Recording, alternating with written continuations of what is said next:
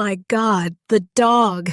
My son-in-law swore he'd put down, came back at 2 a.m., soaked in mud, tearing at my late husband's memorial garden. When my fingers hit a metal box and I saw inside, I finally knew why Max had to die and who the threat was. 4 days later, I woke up at 2 hazirs in the morning and saw something moving in my backyard, something big.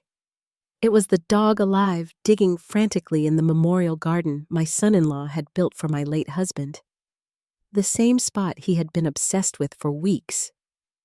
The same spot my son-in-law had nearly lost his mind trying to stop him from digging. I went outside. The dog looked at me once, then kept digging like his life depended on it, so I got on my knees and helped him. When we hit metal, when I opened that box, I understood why my son-in-law had lied, why my husband had given me this specific dog before he died, why my daughter had been pulling away from me, and why I had one night to decide what to do about it. My name is Linda, and this is my story. We are creating a community of people who know that our best chapters can happen at any age. Now back to the story. The day I buried my husband, I had no idea my life was about to become something I would not recognize. His name was Robert.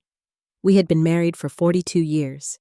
We met in law school, got married the summer after we passed the bar, built a practice together in Charlotte. 2 lawyers who thought they could change the world, or at least their corner of it. Cancer took him. Pancreatic, the kind that moves fast once it starts. He had a year from diagnosis to the end toward the finish. We brought in hospice care. I wanted him home. He wanted to be home. So that was where he died. In our bedroom on Oakwood Drive with me holding his hand. The funeral was on a Tuesday. I remember standing at the door of St. Mark's Episcopal Church, greeting people I had known for decades, partners from the firm, clients, neighbors. Everyone looked at me with those sad, careful eyes. The ones that say they do not know what to say, so they will just squeeze your hand and murmur something about how sorry they are. Emily showed up late. My daughter. She is 39 now, though I still see her as the little girl who used to sit in my office coloring while I prepped cases. She slipped into a back pew just as the service started. I saw her from the front row, thin, too thin, wearing a black dress with long sleeves despite the June heat. Jason sat next to her. Her husband, 6 years married now. He had his hand on her knee, that protective husband gesture. But something about it looked wrong, tight, controlling. I tried to catch Emily's eye during the service, but she kept her head down. Jason kept glancing at his phone. The service was short. Robert had been specific about that in his planning. No long eulogies, no drawn-out ceremony, just a few words, some music he liked, and let people get on with their lives. That was Robert. Practical, even in death. Afterward, people gathered in the parish hall. Someone had made those little sandwiches. There was coffee that tasted like it had been sitting too long. I stood near the door because I did not know what else to do. That was when Frank found me. Franklin Hayes. Everyone calls him Frank. He and Robert had been friends since high school. Frank became a cop while Robert went to law school. He spent decades with the Charlotte Police Department before retiring a few years back, about the same time we did. He was a big man, the kind who looked like he could still handle himself even now in his late 60s. He pulled me aside, away from the crowd. "Linda," he said. His voice was quiet. "I need to talk to you somewhere private." We went outside to the parking lot. The June sun was brutal after the air conditioning inside. I could feel sweat starting at the back of my neck. "Robert asked me to do something for him," Frank said before he died. "Asked me to make sure you got something." I looked at him confused. He walked me over to his truck, a blue Ford F-150 that had seen better days. He opened the back door. There was a dog inside, a German Shepherd, big, maybe 85 kilograms. He was sitting calmly on the back seat, watching us with dark, intelligent eyes. "This is Max," Frank said. "Robert wanted you to have him." I stared at the dog, then at Frank. A dog, Robert got me a dog. He wanted you to have a companion, Frank said. Someone to keep you company. Someone to protect you. The dog. Max tilted his head slightly, still calm, still watching. Frank, I do not know if I can handle a dog right now. I am barely handling myself. He is special, Frank said. Well-trained, easy to manage. Robert was very specific about this. He wanted you to have Max. I looked at the dog again. He was beautiful. I had to admit that classic German Shepherd look, but so big. Please, Frank said. Trust Robert on this. Trust me. I was too tired to argue, too grief-struck to think clearly. So I nodded.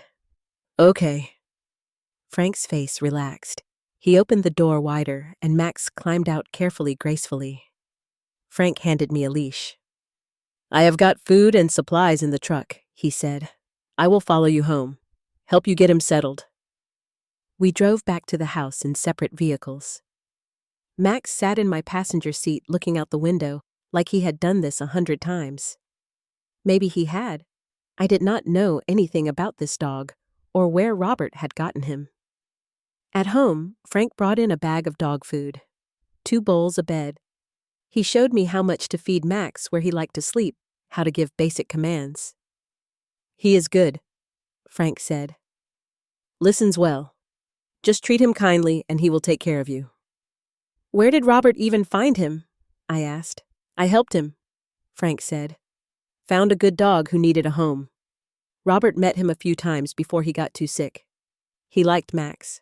Thought you two would be good for each other. Frank left after about an hour. I stood in the living room with this huge dog I had just inherited. Max sat down and looked up at me. I guess it is you and me now, I said. His tail moved slightly. Not a full wag, just acknowledgement. The next day, Jason showed up. I was in the kitchen trying to figure out what to eat. I had not had an appetite in weeks. The doorbell rang, and there he was, standing on my porch with a bag of groceries. Hey, Mom, he said. He has called me that since he married Emily. I never liked it, but I never said anything. Thought you might need some supplies. Thank you, Jason. That is kind. He came inside, set the groceries on the counter. That was when he saw Max, who was lying in the living room near the couch. Jason stopped. That is a big dog, he said. His voice changed, went tight. His name is Max. Robert arranged for me to have him. Arranged. Jason's eyes stayed on the dog. When? Before he died, Frank brought him yesterday. That seems like a lot for you to handle, Jason said. A dog that size? At your age, you sure you can manage him? My back went straight. I am 68, Jason, not 90. I can handle a dog. I am just saying it is a lot of work. Feeding, walking, vet bills. If you need help, I am happy to help. Or we could find him another. Max had gotten up and walked over. He stood next to me looking at Jason. Robert wanted me to have him, I said. So I am keeping him. Jason nodded slowly. Okay, sure. Seems to be good. Max stood next to me at the window watching too. You do not like him much, do you? I said. Max's ears went back slightly. That evening my phone rang. Emily. Hi, Mom. Hi, honey. How are you? I am okay. Just wanted to check on you. Her voice sounded hollow, like she was reading from a script. I am managing, I said. Jason brought groceries today. That was nice of him. He told me a pause. He said, You got a dog. Yes, Max. Robert arranged it before he died. Frank brought him to me. A German Shepherd. Yes. Another pause. Longer this time. Is he safe? Those dogs can be unpredictable. He seems very calm, well-trained. I just worry about you, Emily said. Living alone with a big dog. What if something happens? Emily? I am fine. Max is fine. Everything is fine. Okay. She did not sound convinced. I should go. Jason is home. Do you want to come over this weekend? We could have lunch. Maybe. I will have to see what Jason has planned. I will call you. She hung up before I could say anything else. I sat there holding the phone, feeling that familiar knot in my stomach, the one I had been feeling about Emily for the past few years. Something was wrong. I just did not know what. Max came over and put his head on my knee. You are a good boy, I said, scratching behind his ears. I do not know why Robert thought I needed you, but I am glad you are here.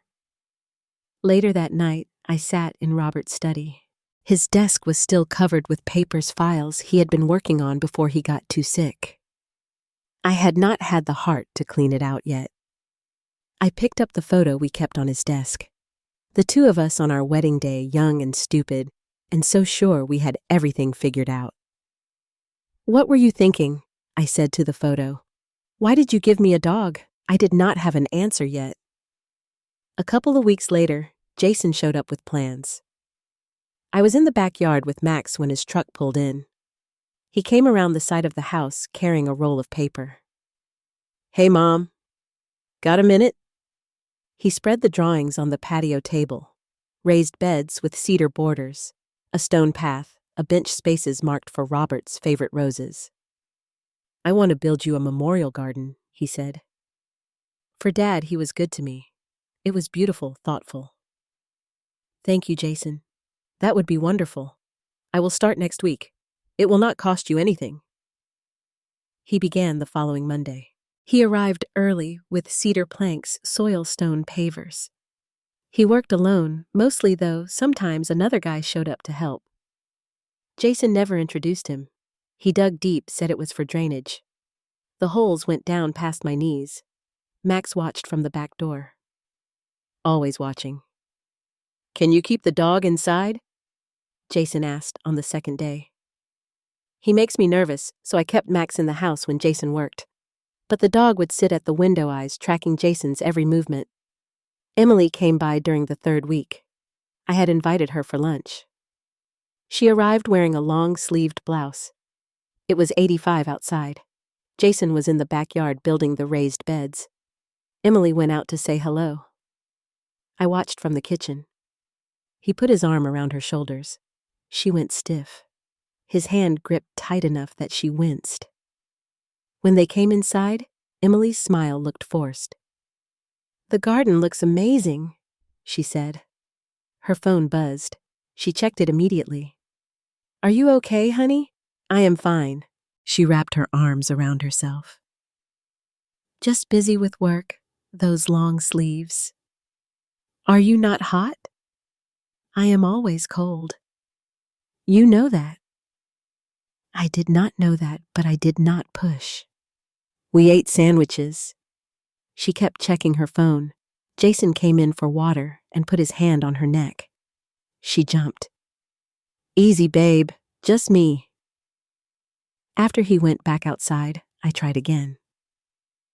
Emily, if something is wrong, you can tell me. Her voice went sharp. Nothing is wrong. Why does everyone keep asking me that? She left soon after. I watched Jason walk her to her car, his hand possessive on her lower back. The garden was finished. 4 weeks after he started. It was beautiful. The raised beds were perfect. The stone path looked professional. A brass plaque on the bench read, "In memory of Robert Bennett, beloved husband and father." Jason took photos with his phone, smiling next to the garden. I will come by regularly, he said. Water the plants, pull weeds. You should not have to maintain it. After he left, I stood in the garden with Max. The dog sniffed around the new raised beds. His nose worked the air near the far corner. Then he started pawing at the soil. Max, no. He looked at me, then dug again. I grabbed his collar and pulled him away. It became a pattern. Max would go straight to that corner and dig, or he would sit and stare at the ground for 20 minutes at a time. Jason noticed on one of his visits. What is he doing? I do not know. He is fixated on that spot. Make him stop. I am trying. Jason's face changed. That dog is too much for you. You should rehome him. My back stiffened. Robert wanted me to have him. Robert did not know the dog would destroy his memorial. He is not destroying anything. Look at it. This is disrespectful. Jason. I am not getting rid of Max. He stared at me, then nodded slowly.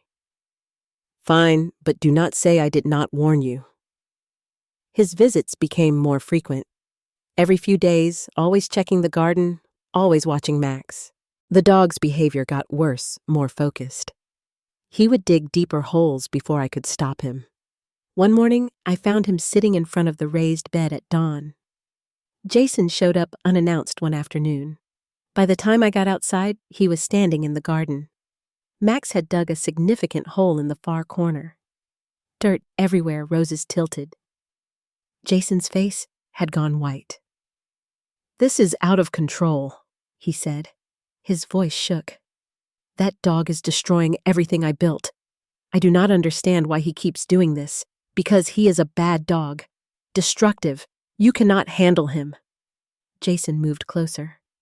That dog has to go. No. Look at what he is doing to Dad's memorial. I will fix it. Replant the roses. That is not the point. He was almost shouting. You cannot control him. You are not capable of managing a dog that size. Jason, I said no.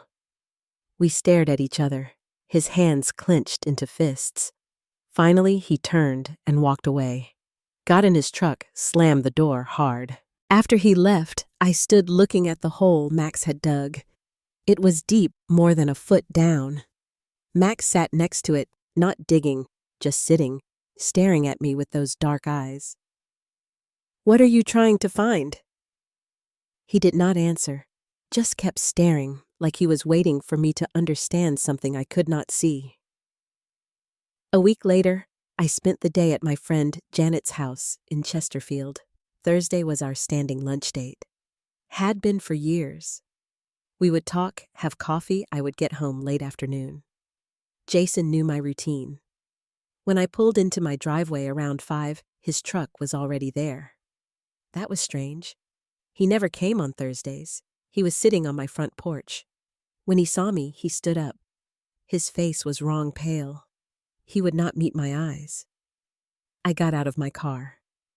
Jason, what are you doing here? I need to tell you something. He said, about Max. I looked past him to the front window. Max always waited there when I came home. The window was empty. Where is Max? I asked. Jason held up his left hand. It was wrapped in white gauze from palm to wrist, with blood seeping through in spots. He attacked me, Jason said. This morning while you were at Janet's. I came by to water the garden, and he just went for me. No warning. My purse slipped from my shoulder. Max would not attack anyone. Look at my hand. He bit me hard. I had to go to urgent care for stitches. Where is he? Where is Max? Jason finally met my eyes. I took him to the vet right after it happened. I did not want to upset you while you are still grieving Robert. I thought I could handle it myself. Handle what? What did you do? The vet examined him, said a dog that aggressive, that unpredictable cannot be trusted. He could have killed me. He could attack you next. What did you do? Jason's jaw tightened. I had him put down. I had to make a decision for your safety. He was cremated this afternoon. The world tilted. I grabbed the porch railing. You killed my dog. I protected you from a dangerous animal. The words came out too loud. You had no right. That was Robert's dog, his last gift to me. You had no right to make that decision. Jason's face hardened. He attacked me. Look at my hand. What was I supposed to do? Wait for him to go after you. You should have called me. Let me talk to the vet myself. This was my choice to make, not yours. You are being emotional. You are not thinking clearly. I did what needed to be done. He walked to his truck and pulled a small urn from the passenger seat. Plain metal, maybe 8 in tall. He came back and held it out. These are his ashes. I am sorry it had to happen this way, but it was the right thing to do. I stared at the urn. Did not take it. Jason set it on the porch railing. We stood there in silence. He waited like he expected me to thank him. When I did not say anything, he backed toward his truck. I know you are upset, but in time, you will see I was protecting you. He drove away without looking back. I stood there for a long time. The urn sat on the railing. The afternoon heat pressed down. Sweat ran down my back, but I could not move. Finally, I picked up the urn. Inside, I put it on the kitchen counter, stood looking at it. Mac's water bowl was still on the floor by the sink. His bed was still in the corner of the living room. His leash hung on the hook by the back door. My phone rang. Emily. Mom. Emily told me what happened. I am so sorry. Her voice sounded wrong, flat like she was reading words someone else had written. Jason killed my dog. He was protecting you. The dog attacked him. Max would never attack anyone unprovoked. You do not know that. Large dogs can be unpredictable. Jason was trying to help you. Help me. He took Robert's dog and had him killed without asking me. Emily's voice rose. Got defensive. Jason was trying to do the right thing. He was protecting you. Why can you not see that I can see that you are defending him no matter what he does? I am supporting my husband. That is what wives do. Emily, listen to yourself. You sound terrified. What has he done to you? Silence then. A door closing in the background. Emily's voice dropped to barely a whisper. I have to go. Emily. Wait, please talk to me. The line went dead. I tried calling back. It rang 4 times and went to voicemail. I tried again. Same thing. The first night, I did not sleep. I kept expecting to hear Max breathing from the living room. Kept listening for his nails on the floor when he shifted positions. The silence felt heavy and wrong. Around midnight, I went outside and sat on the bench in the memorial garden, the one with Robert's plaque. The garden looked perfect. Jason had been maintaining it well, but the far corner where Max had been digging looked recently disturbed with fresh dirt over the holes. Robert, I said to the darkness, I lost you. Now I have lost Max. I am losing Emily. I do not understand what is happening. The night did not answer, just crickets and the distant sound of traffic on Elm Street. I sat there until the mosquitoes got too bad, then went back inside and lay in bed staring at the ceiling. The second night was the same. I kept thinking about Jason's face when he saw Max digging, that white panicked look, the way his hands clenched into fists, how his visits had increased after the dog started focusing on that corner. I thought about Emily's voice on the phone, the script-like quality, the defensiveness that seemed like fear. I thought about Robert lying in that hospice bed, insisting that Frank bring me Max, how specific he had been about it. Nothing fit together, but there was a pattern somewhere I could not see. Around 2:00 in the morning, I got up and wandered through the house, ended up in the kitchen drinking water I did not want. Max's bowl was still on the floor. I had meant to put it away, but could not bring myself to do it. I picked it up, and held it and started crying. That was when I heard the sound from the backyard scraping rhythmic like something digging. I froze and listened. There it was again, definitely digging, and it sounded bigger than a raccoon. I went to the back door and looked out the window. At first, I could not see anything. The yard was dark except for the security light near the garage. Then something moved near the memorial garden, large four-legged. I opened the door and stepped onto the patio. The animal was in the far corner of the garden, the spot where Max had always dug, and it was digging frantically with dirt flying. It stopped and turned its head toward me. My breath stopped. It was Max alive, real standing in my garden, covered in dirt. For a second, we just stared at each other. Then he wagged his tail once turned back to the hole and started digging again. I ran across the yard and dropped to my knees next to him. Max. Max. He looked at me. His eyes were different, exhausted, desperate, but still him. Still Max. I put my hands on him. He was real warm breathing. His fur was matted with dirt and something crusty that might have been blood. His paws were raw and bleeding. "Oh my God, you are alive." He licked my hand once, then pulled away and went back to digging. "What are you doing? What is down there?" He dug deeper and faster, like he was running out of time. I got next to him and started pulling dirt away with my hands. We dug together until my fingers hit something hard metal. I cleared more dirt away and found the corner of something. A box military green waterproof. Max stopped digging, sat back and looked at me, waiting. I pulled the box free. It was heavy, maybe 7 or 8 gold lb. My hands were shaking as I flipped the latches and opened the lid.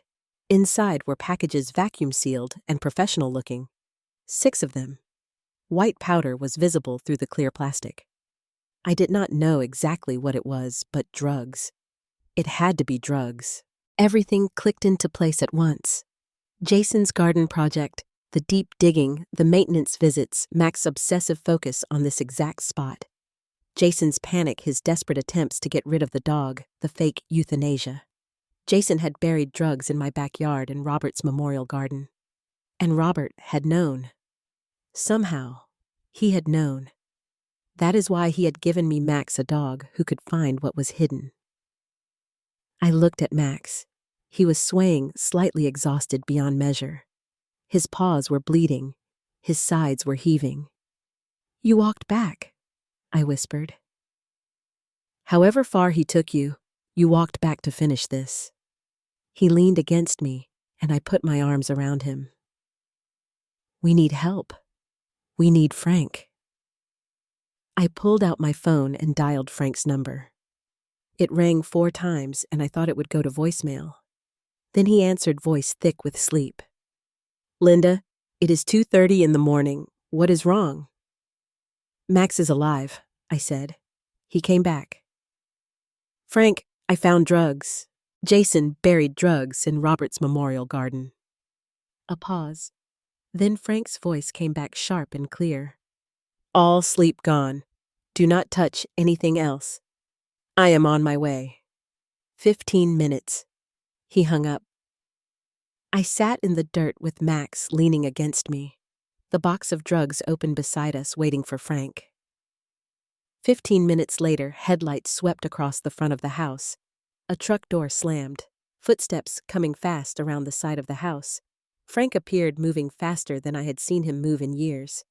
He was wearing sweatpants and a t-shirt. No shoes, just slippers. He had left in a hurry. He stopped when he saw us.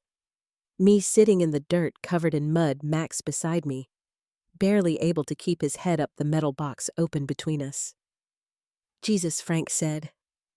He came over and knelt down next to the box. He looked at the packages inside without touching them. His face went hard. "Cocaine," he said. "Professional packaging. This is 3, maybe 4 kilos. Jason buried it here in the garden he built for Robert." Frank looked at Max. "Really?"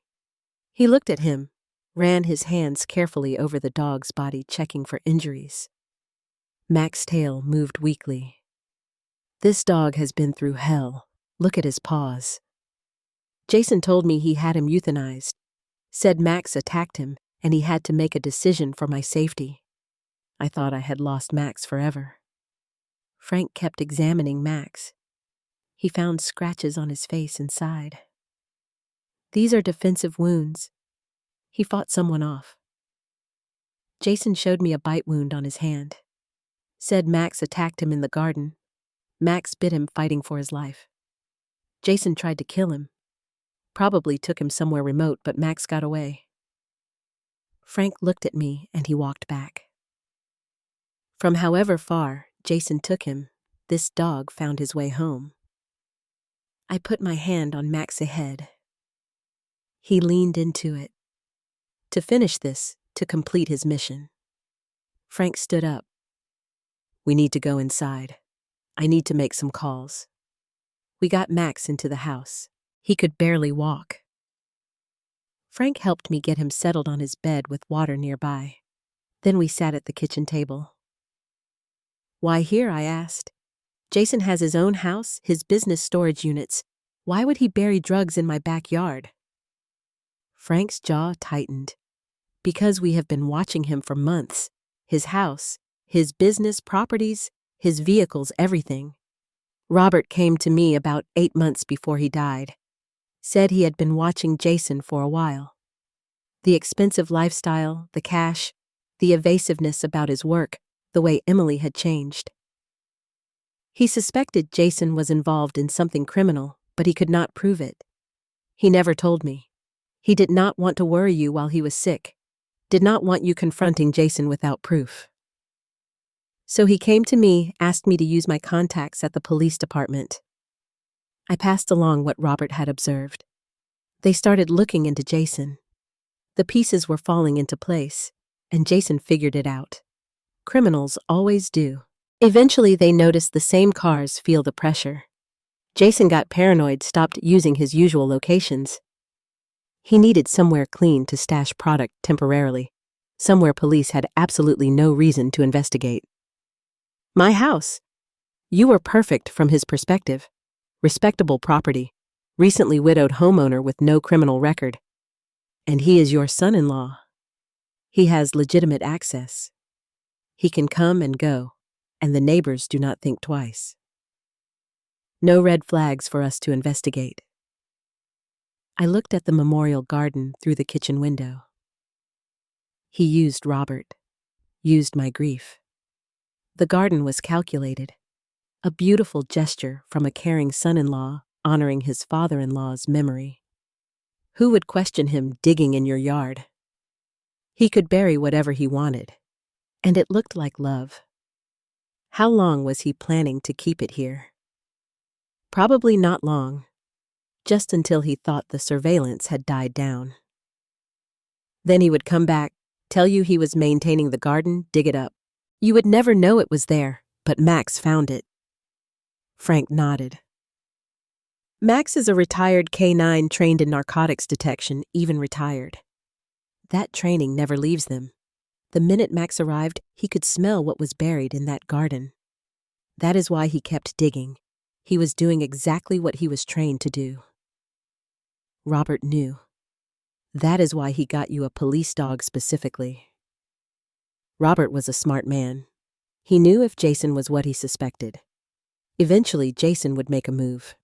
He made sure you would have protection and a way to find evidence. Frank pulled his phone out, started making calls. It was 3:00 in the morning, but people answered. Cops do not sleep normal hours. I sat there listening to half the conversation. Jason's name, the address, the amount, the need to catch him in the act. When he hung up, he said, "They are going to move on this, but we have a problem." What? We cannot just dig up the drugs and arrest Jason. He would claim he has no idea how they got there. Could have been anyone who buried them. We need to catch him retrieving them. That is the only way to prove they are his. So, what do? We make him desperate. Force his hand. Make him come for them right now before he has time to think. How? Frank thought for a minute. You tell him you are having work done. Landscaping company coming Monday morning to dig up the entire garden. Expand it, add more flower beds. They will be taking everything out. Digging deep. Starting fresh. I understood immediately. If he thinks a landscaping crew is going to dig up that corner, he will have to get the drugs out before they arrive. This weekend, he will not have a choice, and we will be waiting. The police will be here. Surveillance starting tomorrow night. Unmarked cars, officers hidden.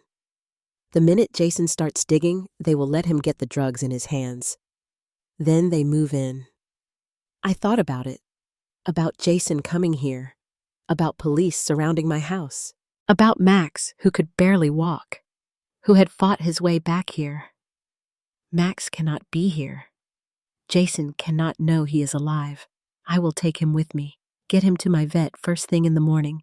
He needs medical attention, fluids, antibiotics, his paws treated.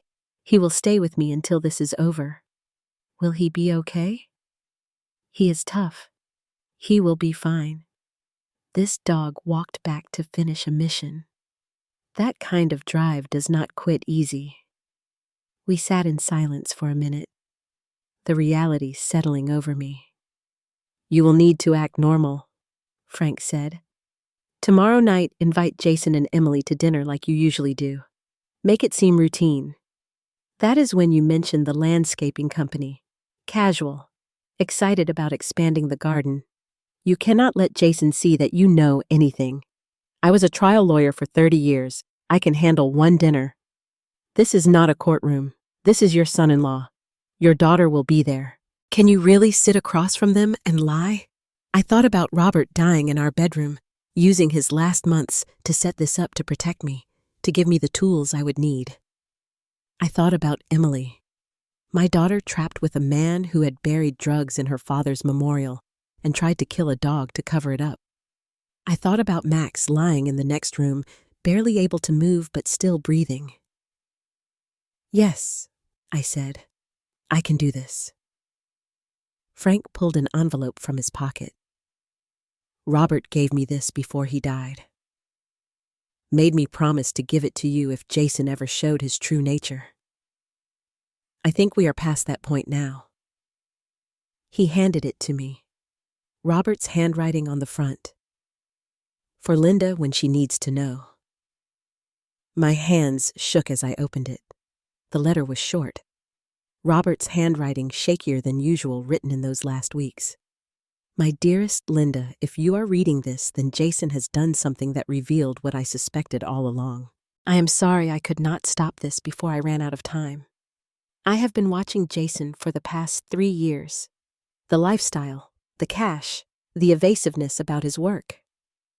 Most of all, the way Emily changed after she married him. Quieter, more afraid. I suspected he was involved in something criminal, but I could not prove it. I shared everything with Frank. He contacted his people at the police department. I hope by now they are investigating. Max is not just a companion.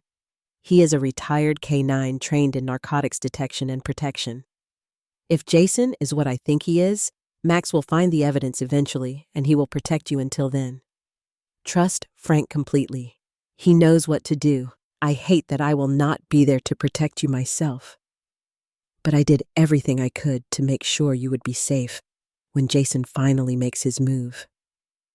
Protect Emily. She is trapped with him, and she is scared. When this is over, help her get free. I love you. I always have.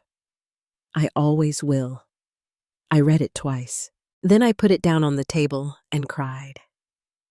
Frank did not say anything. Just sat there while I cried for the husband who had protected me even after death. For the daughter I had failed to save. For the dog lying in the next room who had nearly died completing a mission. When I could talk again, I said he knew about Emily. He suspected Jason was hurting her, but she would not admit it, would not leave. Robert thought if we could get Jason out of the picture, She would finally be free. And now we can. Now we can. We sat there planning. Frank would take Max when he left. Get him to the vet, keep him at his house until this was over. Police would set up surveillance Saturday night. I would have dinner with Jason and Emily. Friday evening, plant the seed about the landscaping, then we would wait. By the time Frank left, taking Max carefully in his arms, dawn was breaking. I stood in the doorway watching him load Max into his truck. The dog looked back at me once before Frank closed the door. I went back inside. The house was too quiet again, but different this time. I cleaned the dirt off myself, changed clothes, made coffee I did not drink.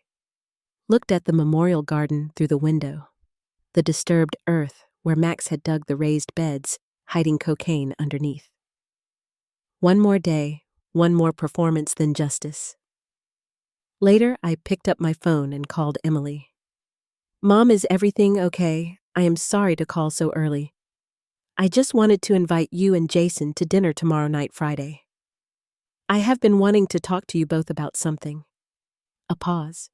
"About what?" "Oh, nothing bad. I am planning some changes to the garden. Thought you would want to know. Can you come?" Another pause. "Let me check with Jason. I will call you back." I hung up, sat at the kitchen table with Robert's letter in front of me. "I am coming for him," I said to the empty house. "For me, for Emily, for you." Emily called back an hour later. "Jason says we can come. What time? 6:30. Okay, see you then." That gave me the whole day to prepare to practice being someone I was not anymore. The grieving widow excited about garden renovations, not the woman who had spent the night digging up cocaine with a dog who was supposed to be dead. I went through the motions, grocery shopping, cleaning the house, setting the table. My hands shook when I put out the plates. My phone rang. "Frank, you ready for tonight? As ready as I will ever be. You do not have to do this. We can find another way." "No, this is the only way that works. I can do this. Police will be in position by 9. Unmarked cars on the street. Officers in the neighbor's backyard will be watching. And Max, he is better. 8 this morning. Sleeping a lot, but that is normal. He will be with me tonight." "Good. Linda, if Jason suspects anything, if you feel unsafe at all, you get out. You hear me? I hear you." We hung up. I went back to the mirror, practiced my smile. They arrived at 6:30 exactly. I watched from the living room window as Jason's truck pulled into the driveway. Emily got out first. She was wearing a cardigan over a long-sleeved shirt, even though it was June. Jason came around and put his hand on her back. She went rigid. I opened the door before they could knock. "Put on my smile. Come in." I hugged Emily, felt her flinch under my arms. She was thinner than the last time I had seen her. Her wrists were like bird bones. "Hi, Mom." "Hi, Jason." I kept my voice warm, neutral. "Hey, Mom." Jason looked around. "House looks good. You keeping up with everything?" "Oh, okay, I am managing." I led them to the dining room. "Dinner is almost ready. Just need to get the chicken out of the oven." Jason walked through the house like he owned it. He looked out the back window at the memorial garden. "Garden is holding up well. Roses are doing good, thanks to you. You did such a beautiful job building it." I saw his shoulders relax slightly. He thought I was still grateful, still clueless. We sat down to eat chicken roasted vegetables, the kind of meal I had made for family dinners 100 times before. Jason dominated the conversation, like always talking about a big job he had landed, a renovation project in the North Hills, going on about square footage and budgets and timelines. Emily said almost nothing, just pushed food around her plate. She would check her phone every few minutes, typing something quickly, then setting it down. I watched Jason's hand reach over and squeeze her wrist. Not affectionate, controlling. She winced, but did not pull away. How had I missed this for so long? We were halfway through dinner when I brought it up, kept my voice casual, excited. I have been thinking about something about the garden. Jason's fork stopped halfway to his mouth. What about it? I want to expand it, make it bigger. Add more roses, maybe a water feature. Really make it spectacular. The garden is fine the way it is. I know, but I want more. Robert deserves something really special. Jason set his fork down. That would be expensive. I do not care about the cost. I have already hired a landscaping company. They are coming Monday morning. The color drained from Jason's face. Monday? Yes, I am so excited. They will tear out everything, dig deep for new drainage, completely renovate the whole area. It will take a few days, but it will be worth it. Jason's knuckles went white on his knife. That seems really fast. Maybe you should think about it more. I have been thinking about it for weeks. I called them yesterday and they had an opening. They start Monday at 8. You should cancel. Why would I cancel? Because it is hasty. You are making a big decision without thinking it through. What if you regret it? Emily was watching Jason. Her face had gone pale too. I will not regret it, I said. I have already paid the deposit. It is all set. Jason pushed back from the table. I need to use the bathroom. He left the dining room. I heard him go down the hall. The bathroom door closed. Emily leaned across the table. Her voice came out in a whisper. Why did you do that? Do what? Tell him about Monday. About digging up the garden. I do not understand. Why would that upset him? Emily's hands were shaking. I do not know, but it did. You saw his face. Emily, what is going on? What are you afraid of? She pulled back as Jason came back into the room. We should go, he said. I have got an early meeting tomorrow, but you have not finished dinner. I am not hungry anymore. Come on, Emily. Emily stood up immediately, started gathering her things. Stay, I said. Finish eating. Visit with me. Jason's hand clamped on Emily's shoulder. She is coming with me, Jason. Let her stay if she wants to. His eyes went hard. She is my wife. She comes home with me. Emily was already moving toward the door. It is fine, Mom. I am tired anyway. I followed them to the door. Jason was already outside. Emily turned back for just a second. Mom, She stopped, looked at Jason waiting by the truck. I have to go. She left before I could say anything else. I watched them drive away. Jason's truck disappearing down the avenue. I stood there until I could not see the taillights anymore. Then I went inside and called Frank. He took the bait. He was panicking. Good. We are ready. Get some sleep if you can. Sleep, right. The rest of Friday night dragged. I tried to watch TV, but could not focus. Tried to read, but the words did not make sense. Finally, I just sat in the dark living room watching headlights pass by on the street, wondering which ones were police. Saturday was worse. The waiting was killing me.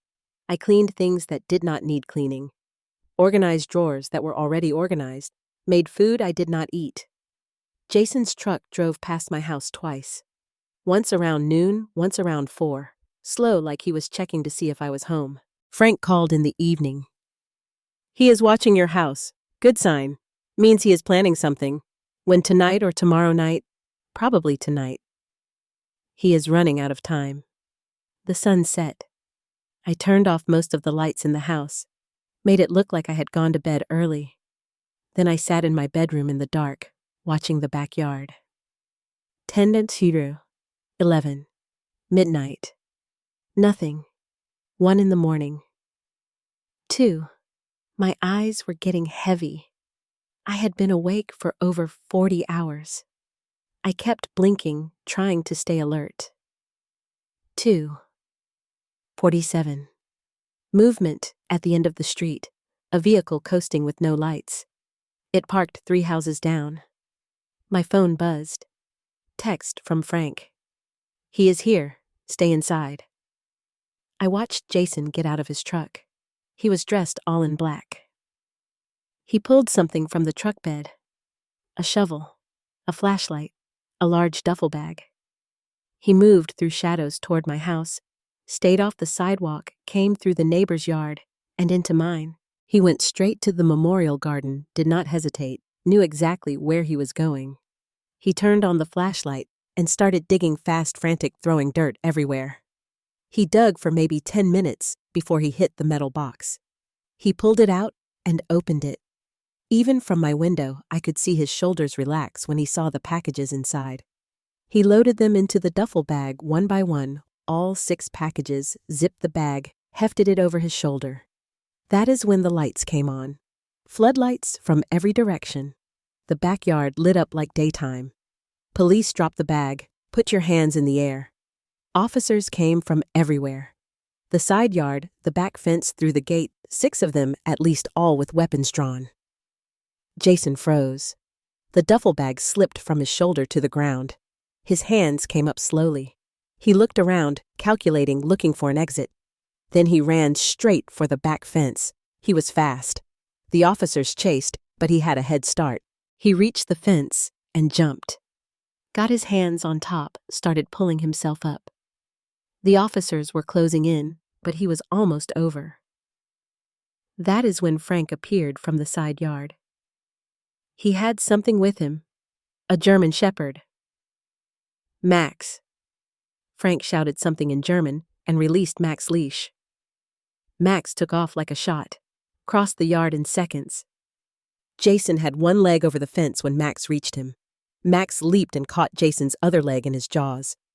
Jason screamed, lost his grip, fell backward off the fence hard. Max was on him immediately. Trained apprehension hold locked on Jason's arm, keeping him pinned to the ground. Jason was screaming, "Get him off! Get him off me!" Max did not move, did not release, just held Jason there while officers surrounded them. Frank gave another German command. Max released, but stayed close, growling ready. Officers grabbed Jason, flipped him over, cuffed his hands behind his back. Jason was still screaming. "That is impossible. You should be gone." He was staring at Max with pure terror. "Stop resisting." An officer pushed Jason's face into the dirt. Jason kept fighting. "I will kill you. All of you. That set me up. I will make Emily pay for this." "Keep talking," another officer said. "Everything is being recorded." They hauled Jason to his feet. He saw me standing on the back porch. "You set me up, you crazy bitch." I did not say anything, just watched as they dragged him through the side yard to a police car. He was still screaming when they put him in the back seat. The door slammed. The screaming got muffled but did not stop. A detective came up onto the porch. Detective Benson. I had seen him talking to Frank earlier. "Ma'am, we have everything we need." Jason was caught on camera digging up the cocaine, loading it into his bag, and attempting to flee. "This is as solid as cases get. Will it be enough to convict him federal drug trafficking charges, assaulting a police officer, possession with intent to distribute? He is looking at 25 years minimum. With his prior record and the amount we found, he will spend the rest of his life in prison." Frank came up the steps with Max. The dog was limping, but his tail was wagging. I knelt down. Max came to me. I put my arms around him. "You did it. You completed your mission." Frank's voice was rough. "I have never seen anything like it." This dog walked back from wherever Jason took him just to finish the job. I was crying. Robert sent him. "Robert knew this would happen. Your husband gave you the best protection he could." And Max delivered.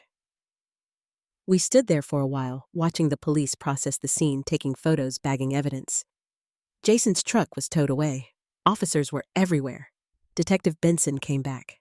We will need you to come down to the station tomorrow to give a formal statement, and we will need to talk to your daughter. She may have information about Jason's activities. She is a victim. He has been hurting her. She needs help, not interrogation. We have specialists who handle domestic violence cases. We will be gentle, but we do need to talk to her. When Monday, probably give her the weekend to process this. The sun was coming up. The memorial garden was torn apart. Police tape everywhere. The place where Jason had buried his drugs was a crater. Frank put his hand on my shoulder. You should get some rest. You have been up for 2 days. I need to call Emily. Tell her before she hears it somewhere else. You want me to stay? No. This needs to be just us, mother and daughter. It is time for the truth. Frank left with Max. The police finished up. The street slowly got quiet again. I went inside, sat at the kitchen table, picked up my phone. Emily's number was right there. I had called it 1,000 times. I dialed. It rang 4 times, then her voice thick with sleep. Mom, it is 600 in the morning. Emily, I need you to come over right now. It is about Jason. A pause. What about Jason? He has been arrested for drug trafficking. There is a lot you need to know. Silence. Long enough that I thought she had hung up. Then her voice came back. Small, broken. I am coming. She arrived an hour later. The sun was just coming up. Her face was pale, eyes red. She was shaking. I pulled her into my arms. She collapsed against me and sobbed. Frank was still there. He quietly excused himself and left. We sat at the kitchen table. I made coffee. Neither of us would drink. Jason was arrested last night, I said. In the backyard digging up cocaine he buried in the memorial garden. Emily nodded. Not surprised, just tired. You knew something, not about the drugs specifically, but I knew he was involved in something dangerous. I found out about a few months after we married. I asked him about it. She stopped, could not finish the sentence. That is when he started hurting you. She pushed up her sleeves, bruises in different stages of healing, lifted her shirt to show more on her ribs. He said, if I ever left, he would kill me, and then he would come after you and Dad. Make it look like accidents. I believed him. I was crying, holding her hands. Why did you not tell us? I was terrified and ashamed. I thought I could handle it. I thought if I just did everything right, he would stop. I showed her Robert's letter. She read it and broke down again. Dad knew. He was trying to save us even while he was dying. He got me Max, a retired police dog. He contacted Frank, got police investigating Jason. He planned all of this. Emily looked at me. And you caught him. We caught him. All of us. Frank came back later with Max and paperwork for restraining orders, resources for domestic violence counseling. Emily saw Max and started crying again. Jason told us you were dead. He tried. Frank said. Max fought back and came home. Emily knelt down. Max walked to her gently. She put her arms around him. Thank you for protecting my mom. 3 months later, we were at my house waiting for Frank to call with news from the sentencing. Emily was living with me temporarily, getting back on her feet. The phone rang. Frank's voice. 25 years federal prison. No parole eligibility for 15.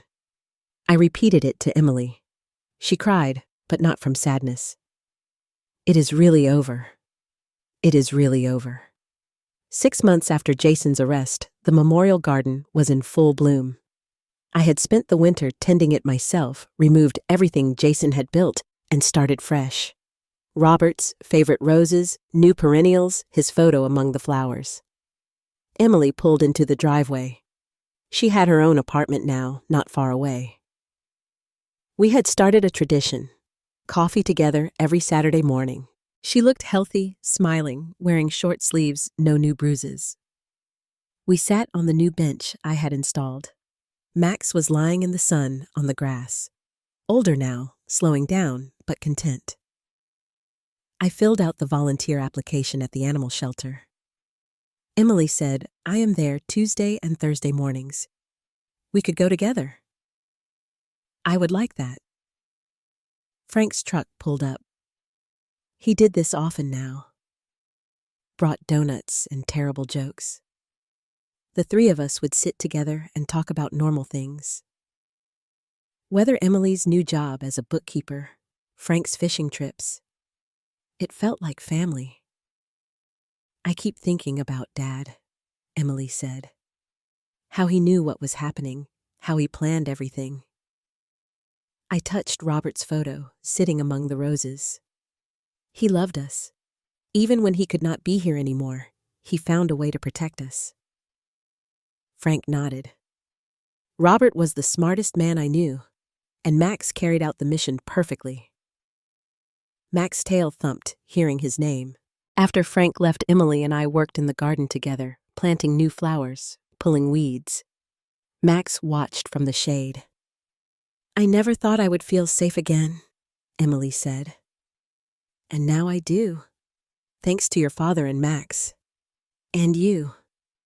You survived. We all did. That evening, after Emily went home, I sat on the bench alone. Max came and lay down at my feet. The garden was beautiful in the fading light, real honest. Nothing ugly hidden underneath anymore. Robert once told me that love is not just what you do when you are present. It is what you build to last when you are gone. He built this. The warning to police, the dog who would find evidence, the friend who kept his promise. Protection that reached beyond death. Jason got 25 years. He cannot hurt anyone anymore. Emily is healing. She laughs now. Real laughs.